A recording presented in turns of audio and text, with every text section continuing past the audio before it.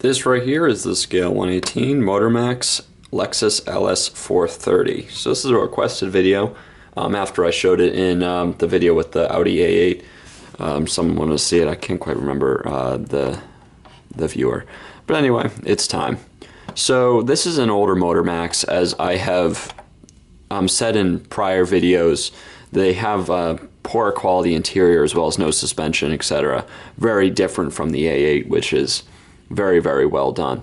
And this particular car isn't mine, I'm borrowing it, and I am just not a fan of it. There's a reason why I didn't buy it myself, because the detail throughout it is pretty poor and relatively inaccurate. So we'll get started here. No suspension, but it does feature steering wheels. Not very much, but it does steer for that matter. And the first thing I want you to notice about the exterior is that these tires are far too large, or I should say the wheels are far too small for the tires. It just doesn't look correct, and if you were to see the actual Lexus LS430, you'd realize that it really should be improved. This is a common problem with Motormax.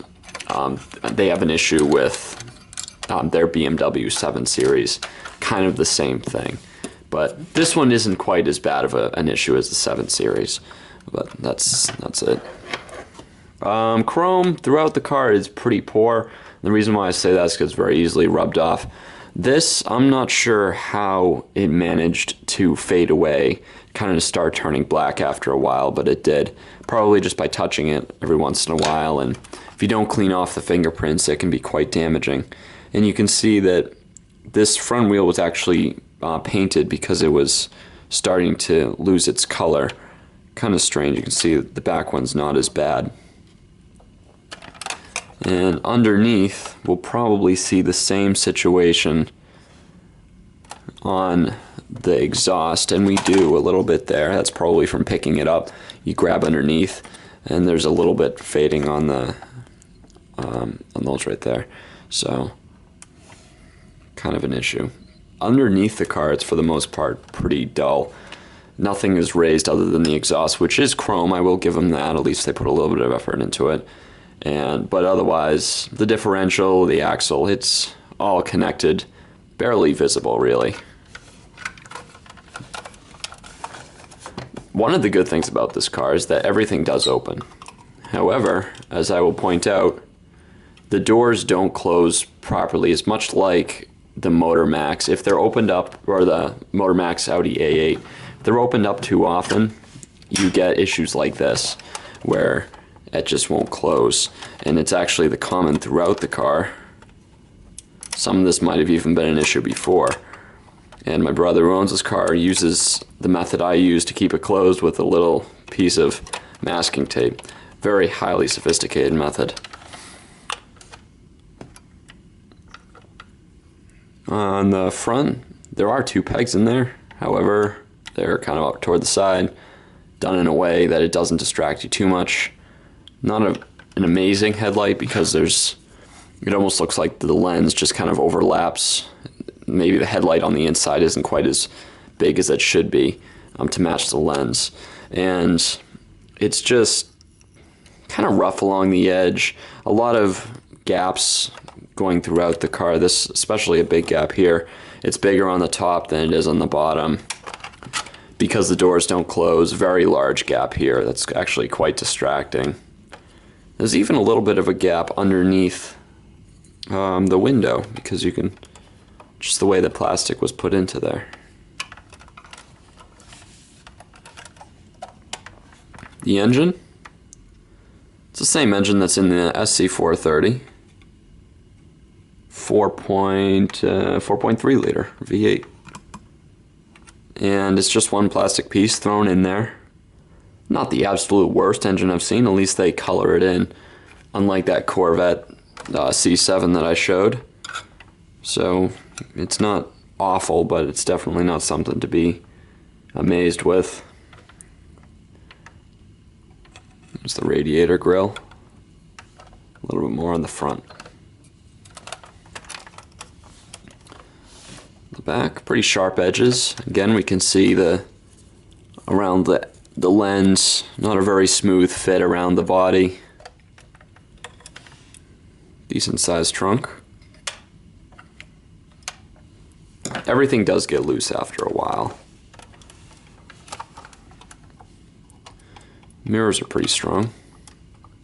This door is especially bad. You can see it's actually falling. So when you get one of these cars, just don't open it. Alright, now the first thing I have to point out is that the interior of this car has been modified. There are now, the buttons have been colored in with a metallic Sharpie to make it look slightly more realistic. And he's used a brown Sharpie also to kind of give the wood grain a little bit more of a texture to it.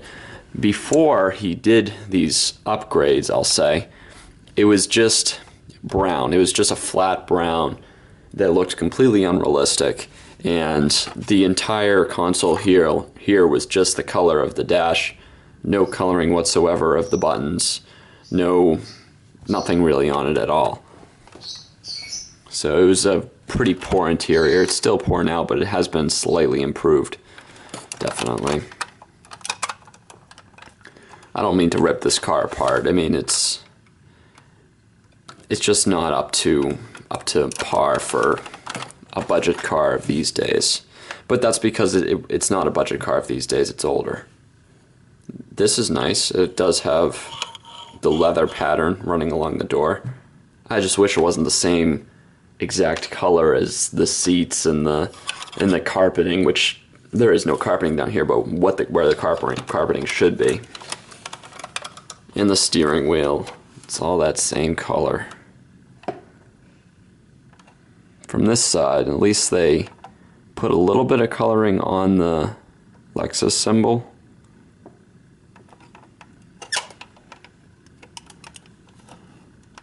Back there.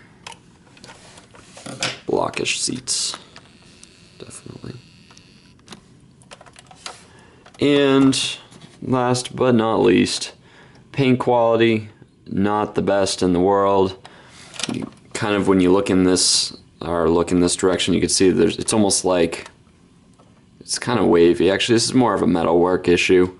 It's just not as smooth as you typically see, but it's not something that would really bother you. You can even see there's actually what appears to be a dent.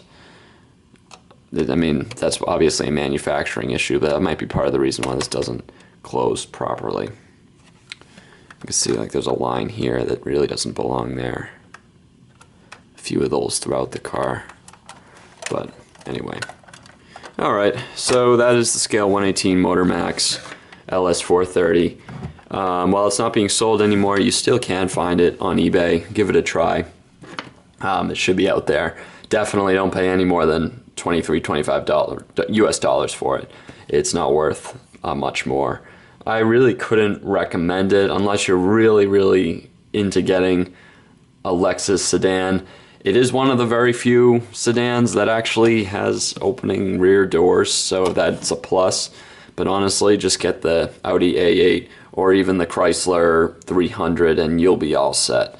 So that's all. Thanks for watching.